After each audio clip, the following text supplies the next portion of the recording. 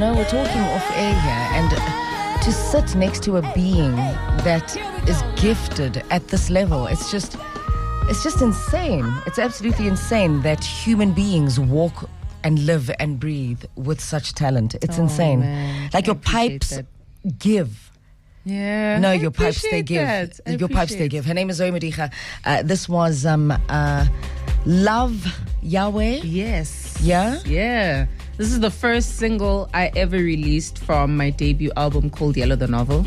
And this was the station that was the first to play it. Insane. Yeah. Insane. So I was telling you off air that I stumbled upon you on Instagram. And I didn't follow you because, you're Zoe Modiga and let's follow. I followed you because of how alive you are and how selfless you are in your performances. It was a video of you performing, and you weren't in the country. You're performing on a global stage, actually. I think it was somewhere in Europe, because, we're talking about this. They love you quite a lot. Yes. And I'm watching you, and I'm like, this person, they are in their element. Yeah. Do you forget yourself? Are you outside? Is it like an out-of-body experience when you're performing? Because that's what it looks like. It absolutely is. It feels like something else is taking over, and it feels like what is taking over is the people that come before me. It feels like I'm in the moment, co-creating it with the audience and the music lovers that are there with us. It feels amazing. It feels it really does feel out of body. Sure. Yeah. I'm telling you. Your sound, it's very, like in the past, your sound would be like underground, yet you've got so much commercial success. And then, you prove that music especially, or any form of art, shouldn't be like underground. Yeah. How do you feel when, did you lose some people? Because some people, they always love that it must be underground and very niche, only exposed to the few of us.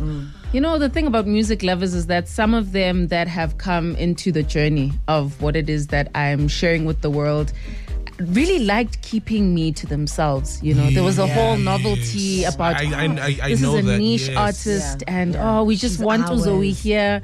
But perform in a nice intimate setup. I enjoy those, but I think music is, I think music to me is a healing agent, and it's something that is there to be received far and wide. And it should not be kept to very few people. And the messaging that I have is that of, celebrating Black bodies, celebrating the human experience, celebrating who it is that we are. And you want that to be far and wide. You don't want that to be limited to 30 people in an audience. Absolutely. And I think also, the thing about exclusivity and making things niche and people believing that it should be exclusively theirs, I think that's a selfish way to approach gifted human beings. You have been gifted to be used as a vessel so you can continuously be used on big stages to impact numbers of human beings.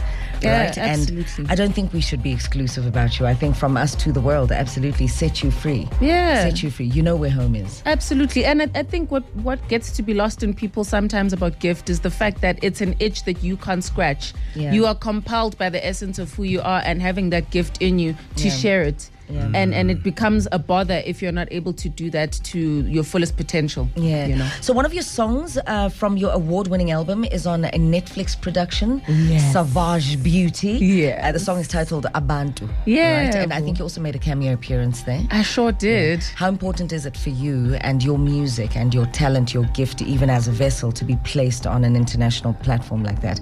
Because it's superbly global. Absolutely. And a shout out to Savage Beauty for having me. I think, firstly, I love the fact that the story that was coming from here was so different from the many stories that get to be told, So I appreciated being in that platform. I loved the cast. I loved the crew. It was vibes all the way. Yeah. And I think our music is there to be received by the world. The world is literally waiting for our stories. And I think it's up to us to also rise up to the occasion. So I'm really grateful to Savage Beauty for having me. You're very stylish also, by the way. Yeah. I literally I'm telling you, I stalk your Instagram page because I loved your performance, right? And then as I started to get to know you through your social media, particularly Instagram here, sure, I'm like, this girl can dress. Ooh. This girl can dress. I've stolen a few inspos from you, actually. I'm glad. Your style is literally beyond. Like, I love the way you dress. I'm a huge fan. I'm girl fanning. It's 10 minutes after 7. Her name is Zoe Modiga. She's starting her day on 959, as are you. So, you got siblings? Because not much has been covered around your family. Were your parents involved in music? My parents were very much involved in music in a different kind of way, though. Yes. So I come from a very academic family, but they had a very eclectic taste in music. So I was listening to all kinds of things very early on. And so the soundtrack to all kinds of music. Or music was the soundtrack to my life, but all kinds of music was the soundtrack to my life. I've got very many siblings. Very many. I come from a very blended family. Very many. How many? Sibaningi. 16, 17, 18 trillion million. That's hectic. I love that. Yeah. You all guys are close.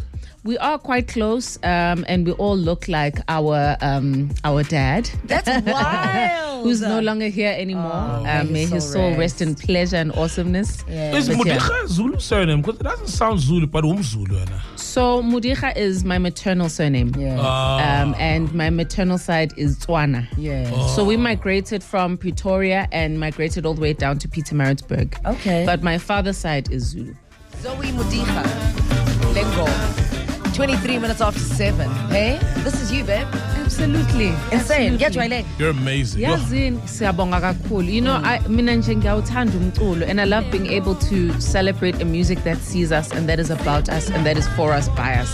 Yeah. And I think Ilengoma is one of those tracks featuring Tubatsi Mpomoloi of Urban Village. Oh, Tubatsi Mpomoloi. You know, we spoke about him off air. He does the most amazing sound bites. Absolutely. So he's really also gifted musically, and he uses it for spiritual healing. Absolutely. Which is amazing. Yes. Those energies combined. I mean, I can imagine you and him in studio. And on stage and performance. I can only imagine. It was truly amazing recording this song because he also came with an African horn, and he, as you can hear in the song, there's a lot of his BV. So he's just beautiful to create with. You're very well traveled, Zoe, yes. right? And your recent trip was at the Africa Festival. This is in the Netherlands. We did say that Europe absolutely loves you. You have a wish for it to be the rest of the world, right? Absolutely. So you were saying one continent at a time. Yeah, she must be content with one continent at a time. You also did the North Sea Jazz Festival. Absolutely. That was big, right? Absolutely. How it's big? The biggest feat. I mean, you're talking about some of the best artists from all over the world. Yeah. You know, I discovered a lot of artists, Corey Wong. There's also Alicia Keys, her, Fatoumata Diawara, really incredible artists. So it was beautiful to represent us. And in South Africa, there was Nduduzo Makhathini, Bukani Daya, and Malcolm Chiani. So we were really raising the flag of our stories and how beautiful and multifaceted they are. So, you know, you remind me of, we were hanging out with King Ta. Right? Yeah. I tell you why you remind me of her, because you don't seem to be in a hurry to put out new music all the time, because you put so much into a project. Like, you're literally pouring all of yourself. I mean, you've been in the industry for years with the library of songs, right? But with only the album Yellow the Novel and Inganegwane. Inganegwane, right? Yes, those two. Absolutely. And it's years of you being in the music scene, but you're pacing yourself. How do you decide on an album? Is this method to your own music madness? There's never been a decision, I think, when it comes to music that I've made myself. I truly believe myself to be a vessel of something that is greater than me. And it really is a thing of humility and being able to realize that between making music, there is a lot of life that happens in between that. There's a lot of lessons I need to learn to be able to tell those stories. So I try to just obey the natural time of when the creative space is going to visit me once again. I'm curious. I'm seeing your album titles. I mean, where Inganegwane and Yellow the Novel, Inganegwane novel. How do you decide on album names? Well, Yellow the Novel was inspired by the fact that yellow is my favorite color. And I had a hard time about this when I was younger, because there was always this thing of you have to choose pink or blue, and it irritated me. I was like, no, I like yellow. I like the yellow crayon. So that has always been my favorite color. I love that it's bold. I love that it's cautious. I love that it's bright, that it's a happy pill. And so that's where the inspiration from that came from. And it was a novel because I was introducing myself into the world and really just going about it by putting a lot of different sounds in there. So it feels like when you read it, when you listen to it rather, it feels like you're reading a book and an entire experience. I like that. And then Inganekwane was inspired by a song which is also in Yellow the novel called Inganekwane.